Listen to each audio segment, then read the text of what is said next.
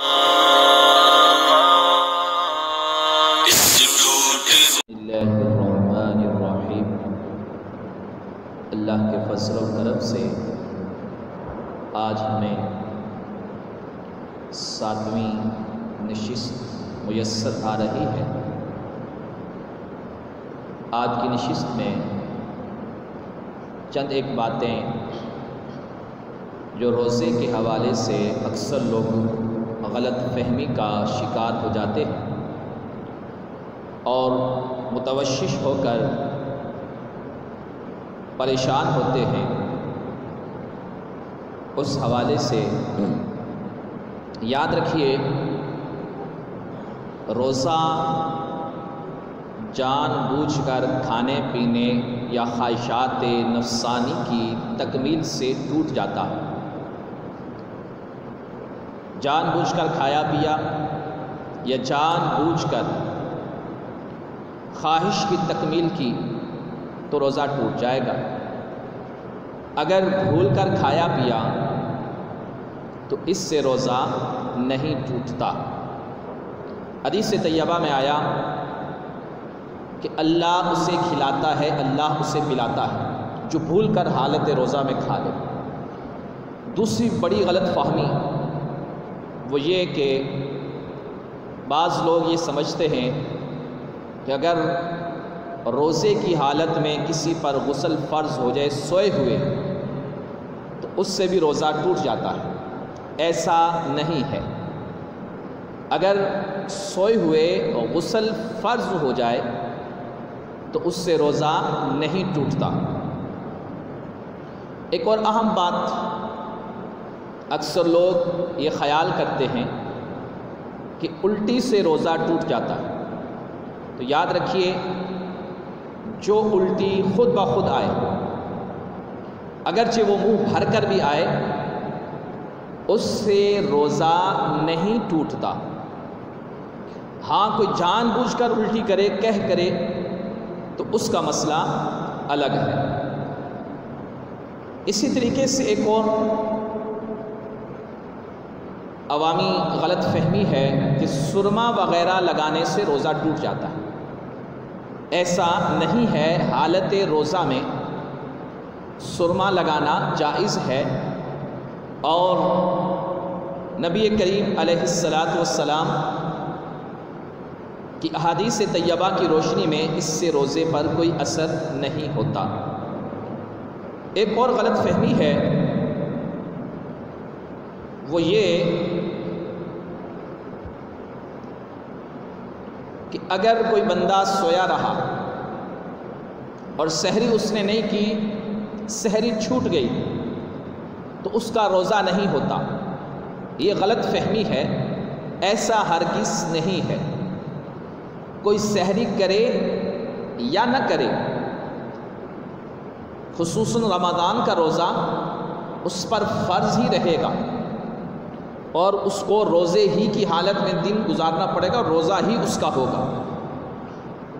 اگرچہ سحری کرنا افضل ہے، حدیث میں اس کی برکات کا ذکر کیا گیا، مگر سحری نہیں بھی کی تو بھی اس کا روزہ ہوگا، اور وہ روزے ہی کی نیت سے رہے گا اور کھانا پینا نہیں کرے گا۔ اسی طریقے سے ایک اور غلط فہمی ہے کہ اگر کوئی شخص اس پر غسل فرض ہے، اب اگر وہ غسل کرنا چاہتا ہے اور روزہ شروع ہو گیا ہے تو وہ کلی اور ناک میں پانی نہ چڑھائے بلکہ افطار کے بعد چڑھائے۔ یہ غلط فہمی ہے، ایسا نہیں ہے، بلکہ اسے غسل میں کلی اور ناک میں پانی چڑھانا پڑے گا۔ البتہ یہ ہے کہ وہ اس میں غلو نہیں کرے گا، یعنی کلی میں غرغرارہ نہیں کرے گا، منہ کے اندر جیسے وضو میں کلی کی جاتی ہے ایسے کلی کرے گا، اور ناک میں بھی ویسے ہی پانی چڑھائے گا۔ اسی طرح سامعین محترم، بعض لوگ یہ خیال کرتے ہیں کہ حالت روزہ میں مسواک نہیں کر سکتے، یہ بھی غلط فہمی ہے۔ حالت روزہ میں مسواک کی جا سکتی ہے۔ حدیث طیبہ میں موجود ہے کہ آقا کریم علیہ الصلاۃ والسلام حالت روزہ میں مسواک فرمایا کرتے تھے۔ اب وہ مسواک خواہ تر ہو یا خشک ہو، کڑوی ہو یا کسی بھی طرح کی ہو، مسواک کرنے سے روزے پر کوئی اثر نہیں پڑتا۔ آپ ہر طرح کی مسواک جو بھی ہو وہ کر سکتے ہیں، الا یہ کہ اس کا وہ ریشے جو ہے مسواک کا وہ حلق سے نیچے نہ جائے، اور اگر وہ حلق سے نیچے گیا تو اس کا مسئلہ پھر الگ ہے۔ یعنی جو مسواک کر رہا تھا، مسواک کے ریشے، اس کے ذرے مسواک کے جو تھے یا مسواک کے ساتھ جو خون وغیرہ نکلا اسے نگل گیا، تو اب یہ روزے کے مکروہات میں ہے یا ٹوٹنے کی صورت میں، وہ بعد ایک بحث ہے۔ تو البتہ مسواک کرنے سے روزے پر کوئی اثر نہیں ہوتا۔ اسی طریقے سے ایک غلط فہمی یہ بھی ہے، اور اکثر لوگ اس غلط فہمی کا شکار رہتے ہیں۔ وہ کہتے ہیں جی جب تک اذان ہوتی رہی ہے، اذان ہو رہی ہے تب تک آپ کھا پی سکتے ہو۔ تو یہ انتہائی غلط فہمی ہے، یہ اپنے روزے کو برباد کرنے والی بات ہے۔ یاد رکھیے اذان فجر تب ہوتی ہے جب سحری کا وقت ختم ہو جاتا ہے، فجر شروع ہو جاتا ہے۔ فجر شروع ہوتی ہے تبھی اذان ہوتی ہے، تو لہٰذا جب وقت سحر ختم ہو گیا، اب اس کے بعد کوئی کھا پی رہا ہے تو اس کا روزہ نہیں ہے، کیونکہ وہ جو وقت ختم ہونے کا تھا اس کے بعد وہ کھا پی رہا، تو اب اس کا روزہ نہیں بلکہ اس کو اس روزے کی قضا کرنی پڑے گی۔ لہٰذا یہ یاد رکھیے کہ اذان کا انتظار کیے بغیر پہلے ہی روزہ بند کر لیا کریں، احتیاطاً 1-2 منٹ پہلے ہی کھانا پینا چھوڑ دیا جائے۔ اچھا یہاں ایک مسئلہ یہ بھی ہے کہ بعض اوقات وہ کہتے ہیں ابھی ہماری مسجد میں ہوئی ہے، فلاں جگہ تو ابھی نہیں ہوئی، چلو کھا لو۔ تو دیکھیں انسان ہے، کوئی یہ مشین نہیں ہے، بعض اوقات انسان کوئی اذان دینے والا لیٹ بھی ہو سکتا ہے، کوئی مسئلہ بھی ہو سکتا ہے، تو یہ کوئی معیار نہیں ہے کہ ایک جگہ ہوئی ہے تو دوسری جگہ نہیں ہوئی تو کھا لو یا پانی پی لو۔ تو یہ بات یاد رکھیے کہ وقت کی پابندی ضروری ہے، اور سحر فجر سے پہلے پہلے ہے، اور بعض اوقات کسی جگہ گھڑی کا پرابلم بھی ہو سکتا ہے۔ لہٰذا اس خوش فہمی میں نہ رہا کریں کہ ابھی فلاں جگہ اذان ہوئی اور فلاں جگہ اذان نہیں ہوئی لہٰذا پی لو یا کھا لو۔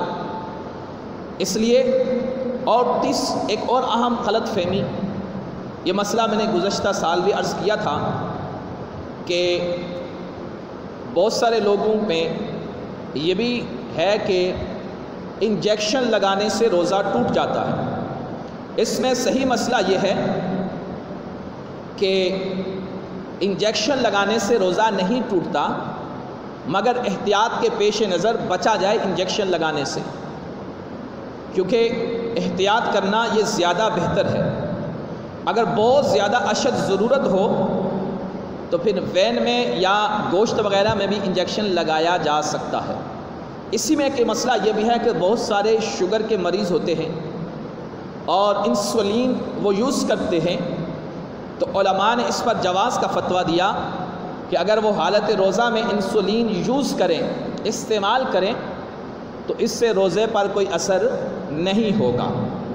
اسی طریقے سے ایک اور غلط فہمی ہے، وہ یہ کہ اگر چوٹ لگے یا جسم سے خون نکالا جائے ٹیسٹ کے لیے یا کسی بھی طرح سے، تو اس سے روزے پر اثر پڑتا ہے، یہ غلط فہمی ہے، ایسا کچھ نہیں ہے۔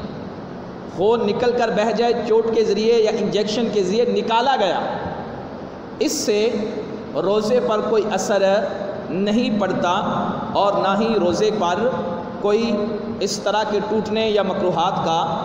ہاں البتہ یہ ہے کہ کوئی ایسی جگہ زخم آیا دماغ وغیرہ میں اور وہاں سے خون بہا اور حلق سے نیچے اتر گیا، یا دانت سے خون نکلا داڑھ وغیرہ سے، یا منہ سے خون نکلا اور وہ خون تھوک پر غالب تھا وہ نگل گیا، تو ایسی صورت میں روزہ ٹوٹ جائے گا، مگر اس میں بھی اس پر صرف قضا ہوگی،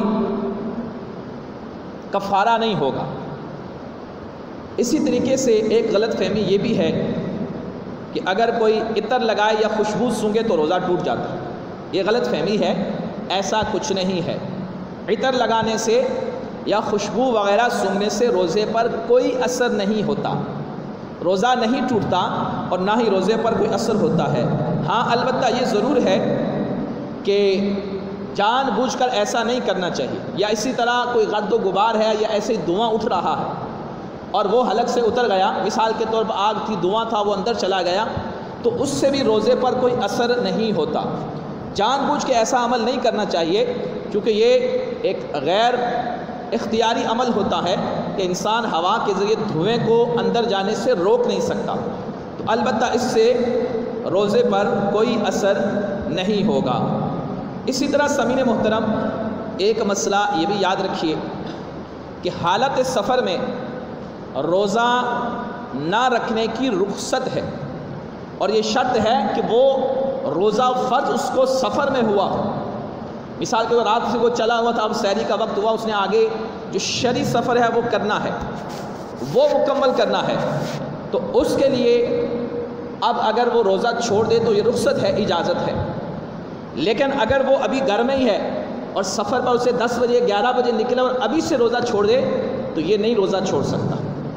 اسی طریقے سے ایک اور غلط فہمی ہے، اور یہ معاشرے میں سب سے زیادہ پائی جاتی ہے، وہ یہ کہ حاملہ خاتون ہے یا دودھ پلانے والی خاتون ہے یا ایام مخصوصہ میں جو خواتین ہیں ان پر روزہ فرض نہیں، یہ غلط فہمی ہے۔ یاد رکھیے، حاملہ ہو، دودھ پلانے والی ہو یا وہ ایام مخصوصہ میں ہوں، روزہ ان پر فرض ہوتا ہے، مگر بعض شرعی صورتوں میں، خاص کر کے ایام مخصوصہ میں چونکہ وہ روزہ نہیں رکھ سکتی، لہٰذا اس کو بعد میں قضا کرنی پڑتی ہے۔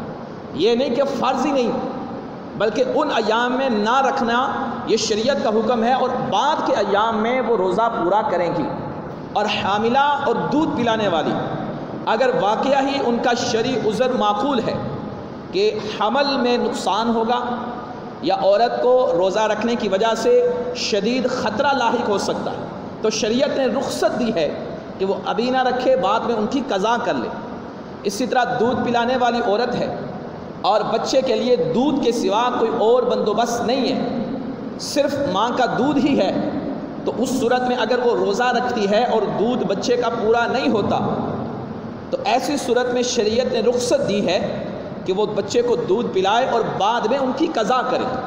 تو اکثر لوگ یہ سمجھتے ہیں کہ نہیں، ان پر فرض ہی نہیں، فرض ہے لیکن حکم رخصت کا ہے کہ بعد میں انہیں قضا کرنا پڑے گا۔ اور یہ مسئلہ یاد رکھیے، اکثر اس میں خواتین غفلت کا شکار ہوتی ہیں کہ وہ بعد میں ان روزوں کی قضا بہت کم کرتی ہیں، لہٰذا جتنے روزے چھوڑے گے ان کی بعد میں قضا کرنی پڑے گی۔ اللہ تبارک و تعالی ہمیں یہ مسائل سن کر یاد رکھنے کی توفیق عطا